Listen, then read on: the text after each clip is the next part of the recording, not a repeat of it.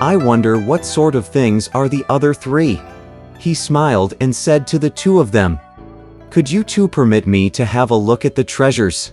Completely unsuspecting, the little fiends took out from their sleeves at once the two treasures and presented them to Pilgrim with two hands.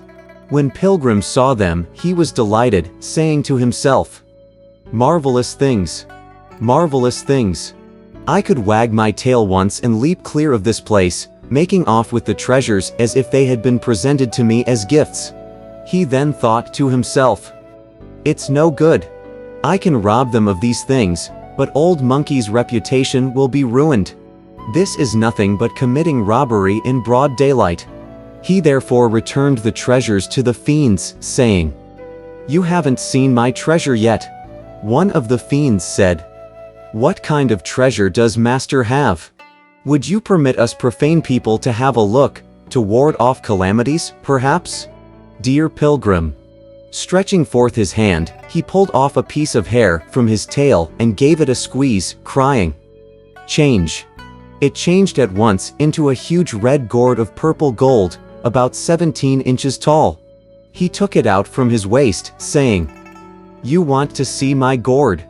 Having received it in his hands and examined it, Wily Worm said, "Master, your gourd is big, and it has nice form. It's good to look at all right, but I'm afraid that it's not good to use." "What do you mean by not good to use?" asked Pilgrim. The fiend said, "Each one of our treasures can store up to 1,000 people." "So," said Pilgrim, "yours can store up people. What's so rare about that? This gourd of mine can even store up heaven." "It's on," said the fiend. "Indeed," said Pilgrim. "I'm afraid you are lying," said the fiend. "Store it up for us to see and we'll believe you. Otherwise, we'll never believe you." "If heaven irritates me," said Pilgrim, "I usually store it up 7 or 8 times within a single month. If it doesn't bother me, I will not store it up for as long as half a year." "Elder brother," said Wily Worm, "a treasure that can store up heaven. Let's exchange ours with his." Sly Devil said, "How would he be willing to exchange his with ours, which can only store up people?" "If he's unwilling," said Wily Worm, "we'll make it good with our vase also." Secretly delighted, Pilgrim thought to himself, "A gourd repays a gourd. We add a vase of jade. 2 things exchanged for 1. That's what I call fair trade."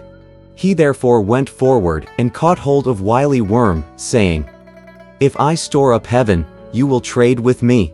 "If you do, yes," said the fiend. "If I don't, I'll be your son." "All right. All right," said Pilgrim.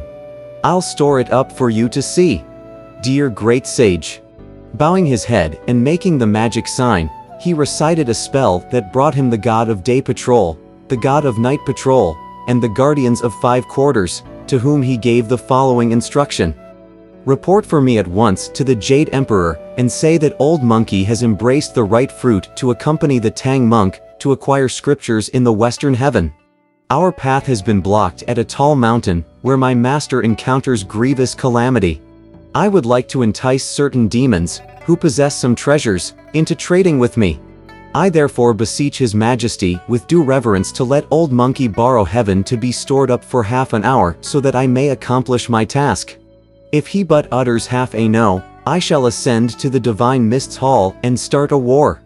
The deities went past the South Heaven Gate, and stood below the Hall of Divine Mists to report to the Jade Emperor.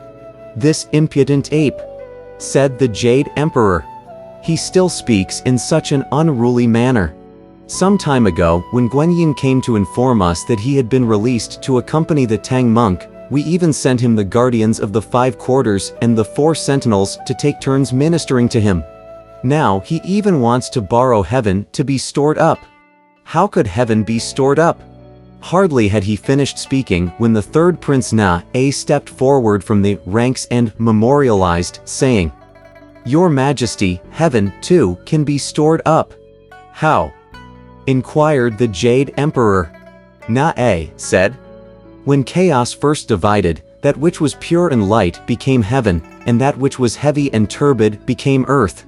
Heaven, then, is a round mass of clear ether that nonetheless supports the jasper palace and the heavenly ramparts. In principle, therefore, heaven cannot be stored up.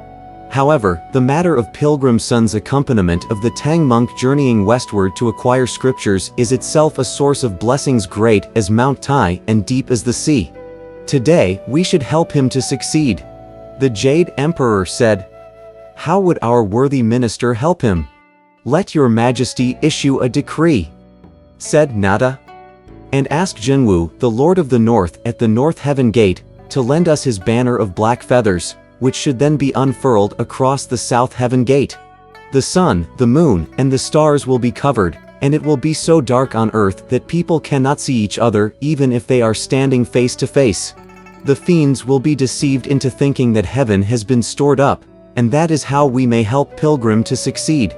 The Jade Emperor gave his consent to this suggestion, and the prince received the command to go to the North Heaven Gate, where he gave the account to Jinwu. The patriarch at once handed the banner to the prince.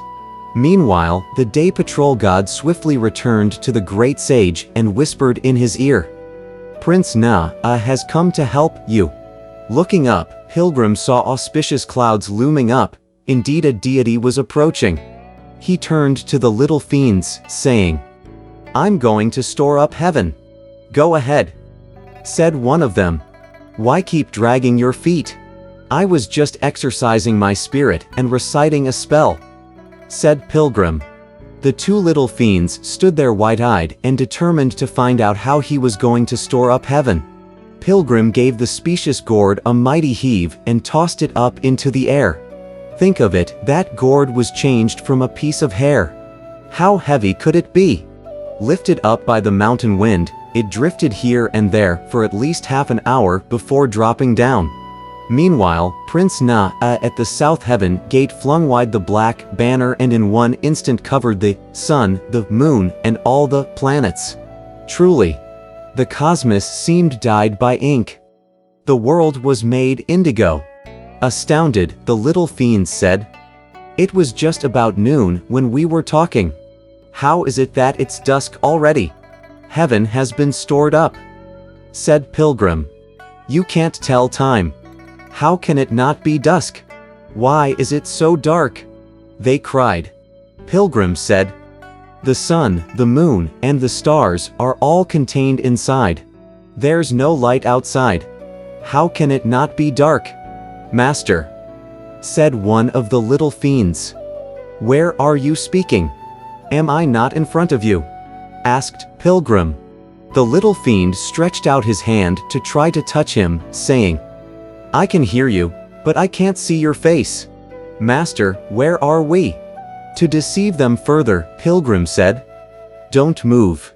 This is the shore of the Gulf of Juli. If you stumble and fall into the sea, you won't reach bottom even after 7 or 8 days. Stop! Stop! Stop! Cried the horrified fiends. Release heaven, please. We know now how it is stored up. If we fool around anymore and drop into the sea, we'll not get home. Dear Pilgrim. When he saw that they took the whole thing for the truth, he recited the spell again to alert the prince, who rolled up the banner, and the sunlight of noon was seen once more. Marvelous! Marvelous! Cried the little fiends, laughing. Such fantastic treasure, if we don't exchange for it, we are certainly no better than bastards. Sly Devil at once took out the gourd and Wily Worm the pure vase. Both of them then handed the treasures to Pilgrim. In return, Pilgrim gave them the specious gourd. After the exchange, Pilgrim wanted to make certain that the bargain stuck. Pulling off a piece of hair from beneath his belly, he blew on it and it changed into a copper penny. Young man, he said, take this penny and buy us a piece of paper. What for? Asked the little fiend. So that I can draw up a contract with you, said Pilgrim. The two of you used your human storing treasures to exchange with me a single piece of heaven storing treasure. I fear that you may not consider that quite fair, and that after a few years you will come to regret our deal. That's why I want a contract for all of us. We don't even have brush or ink around here," said one of the fiends. "Why bother about writing a document? Let's exchange vows instead." "What kind of vow?" asked Pilgrim. The two little fiends said, "We gave 2 human storing treasures to you in exchange for 1 heaven storing treasure. If we ever regret our decision, may we be stricken with plague in all 4 seasons." "I'll never regret mine," said Pilgrim, smiling. "If I do, may I also be stricken like you." After he made this vow, he leapt up and with one wag of his tail arrived before the South Heaven Gate, where he thanked Prince Na-A for unfurling the banner and lending him assistance. The prince then went back to the palace to report to the Jade Emperor and to return the flag to Jinwu. Pilgrim, meanwhile, stood in the air and looked at those little fiends. We do not know what happens thereafter. Let's listen to the explanation in the next chapter.